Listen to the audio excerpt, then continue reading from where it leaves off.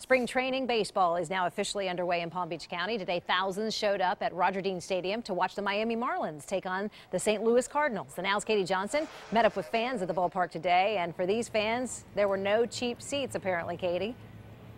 Well, we are right here on the field at Roger Dean Stadium. You can see the grounds crew hard at work here, getting the field ready for the next game happening tomorrow here at Roger Dean. Today, the Marlins losing to the St. Louis Cardinals during their first spring training game. And you know, it's really a misconception that spring training games are easier on the wallet. That's not really the case. The cheapest ticket here is only $1 less than what you'd find at Marlins Park. But the fans here say it's worth every penny because the experience here is like no other.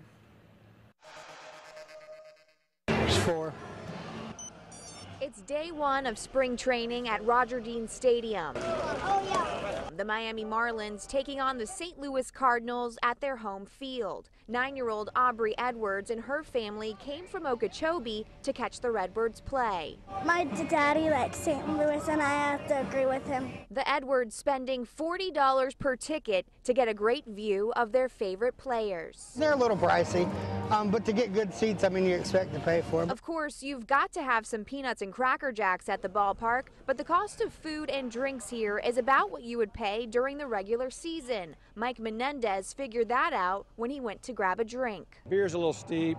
A 24-ounce beer here will cost you $8.50, but it's a better deal than what you'd pay at Marlins Park, where you get half that, 12 ounces, for $6. And if you want a hot dog to go with your beer, here at Roger Dean, it'll cost you $4.25. At Marlins Park, $6. When you go out to a ball game, you kind of expect to pay a little bit more. Worth the money, fans say, when you consider how close you get to the action. You can smell the turf and hot dog mustard and beer, and it's just great. It's much more intimate than, you know, a big stadium that holds 50,000 people.